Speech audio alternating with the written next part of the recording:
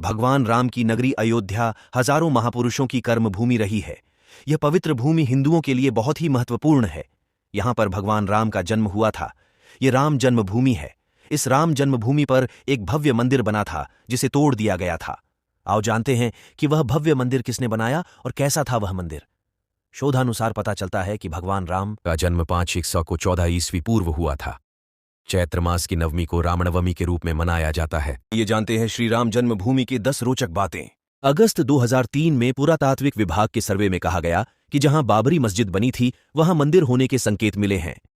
भूमि के अंदर दबे खंबे और अन्य अवशेषों पर अंकित चिन्ह और मिली पॉटरी से मंदिर होने के सबूत मिले हैं।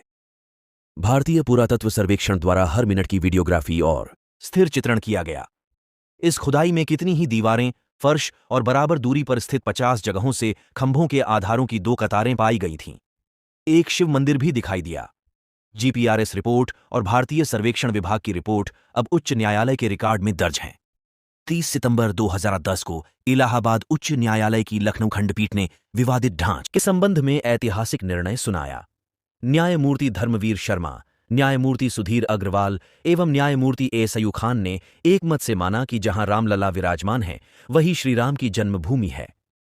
कैसी थी अयोध्या? अयोध्या पहले कौशल जनपद की राजधानी थी। वाल्मीकि कृत रामायण के बालकांड में उल्लेख मिलता है कि अयोध्या 12 योजन लंबी और 3 योजन चौड़ी थी। वाल्मीकि रामायण में अयोध्यापुरी का वर्णन विस्तार से किया गया है। रामायण में अयोध्या नगरी के सरयू तट पर बसे होने और उस नगरी के भव्य एवं समृद्ध होने का उल्लेख मिलता है। वहां चौड़ी सड़कें और भव्य महल थे, बगीचे और आम के बाग थे और साथ ही चौराहों पर लगने वाले बड़े बड़े स्तंभ थे। हर व्यक्ति का घर राजमहल जैसा था। ये महापुरी 12 योजन 96 मील चौड़ी थी। इस नगरी में सुंदर, लंबी और चौड़ी सड़कें थीं। इंद्र की अमरावती की तरह महाराज दशरथ ने उस पुरी को सजाया था। कहते हैं कि भगवान श्रीराम के जल समाधि लेने के पश्चात अयोध्या कुछ काल के लिए उजाड़ सी हो गई थी, लेकिन उनकी जन्मभूमि पर बना महल वैसे का वैसा ही था। भगवान श्रीराम के पुत्र कुश ने एक बार पुण्य राजधानी अयोध्या का पुनर्निर्माण कराया। इस निर्माण के बाद सूर्यवंश की अगली 44 पीढ़ियों तक इसका अस्तित्व आखिरी राजा महाराजा बृहदबल तक अपने चरम पर रहा।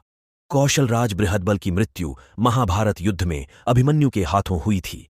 महाभारत के युद्ध के बाद अयोध्या उजड़ सी हो गई, मगर श्रीराम जन्मभूमि का अस्तित्व फिर भी बना रहा। इसके बाद यह उल्लेख मिलता है कि ईसा के लगभग 100 वर्ष पूर्व उज्जैन के चक्रवर्ती सम्राट विक्रमादित्य एक दिन आखेट करते करते अयोध्या पहुंच गए। विक्रमादित्य को इस भूमि में कुछ चमत्कार दिखाई देने लगे। तब उन्होंने खोज आरंभ की और पास के योगी व संतों की कृपा से उन्हें झांत हुआ कि यह श्रीराम की अवध भूमि है। उन संतों के निर्देश से सम्राट ने यहां एक भव्य मंदिर के साथ ही कूप, सरोवर, महल आदि बनवाए। कहते हैं कि उन्होंने श्रीराम जन्मभूमि पर काले रंग के कसौटी पत्थर वाले 84 स्तंभों पर विशाल मंदिर का निर्माण करवाया था।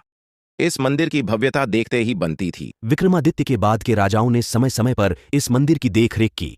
उन्हीं में से एक शुंग वंश के प्रथम शासक पुष्यमित्र शुंग ने भी मंदिर का जीर्णोद्धार करवाया था। पुष्यमित्र का एक शिलालेख अयोध्या से प्राप्त हुआ था जिसमें उसे सेनापति कहा गया है तथा उसके द्वारा 2 अश्वमेध यज्ञों के किए जाने का वर्णन है। अनेक अभिलेखों से झांत होता है कि गुप्त वंशीय चंद्रगुप्त द्वितीय के समय और तत्पश्चात काफी समय तक अयोध्या गुप्त साम्राज्य की राजधानी थी। गुप्तकालीन महाकवि कालिदास ने अयोध्या का रघुवंश में कई बार उल्लेख किया है। इसके बाद कहते हैं कि चीनी भिक्षु फा हियान ने यहां देखा कि कई बौद्ध मठों का रिकॉर्ड रखा गया है। यहां पर 7वीं शताब्दी में चीनी यात्री हेनत्सांग आया था।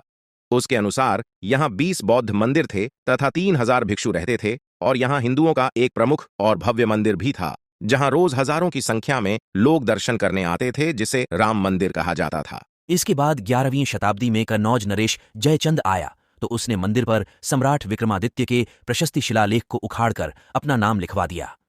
पानीपत के युद्ध के बाद जयचंद का भी अंत हो गया। इसके बाद भारतवर्ष पर आक्रांताओं का आक्रमण और बढ़ गया। आक्रमणकारियों ने काशी, मथुरा के साथ ही अयोध्या में भी लूटपाट की और पुजारियों की हत्या कर मूर्तियां तोड़ने का क्रम जारी रखा। लेकिन 14वीं सदी तक वे अयोध्या में राम मंदिर को तोड़ने में सफल नहीं हो पाए। विभिन्न आक्रमणों के बाद भी सभी झंझावातों को झेलते हुए श्रीराम की जन्मभूमि पर बना भव्य मंदिर 14वीं शताब्दी तक बचा रहा। कहते हैं कि सिकंदर लोदी के शासनकाल के दौरान यहां मंदिर मौजूद था। अंततः 1527-28 में अयोध्या में स्थित भव्य मंदिर को तोड़ दिया गया और उसकी जगह बाबरी ढांचा खड़ा किया गया। कहते हैं कि मुगल साम्राज्य के संस्थापक बाबर के एक सेनापति ने बिहार अभियान के समय अयोध्या में श्रीराम के जन्मस्थान पर स्थित प्राचीन और भव्य मंदिर को तोड़कर एक मस्जिद बनवाई थी, जो 1992 तक विद्यमान रही। बाबरनामा के अनुसार 1528 में अयोध्या पर उद्धव के दौरान बाबर ने मस्जिद निर्माण का आदेश दिया था। परंतु अब चिंता करने की कोई बात नहीं, अब राम मंदिर हमारा हो चुका है और हमारा ही रहेगा। जय श्री राम दोस्तों।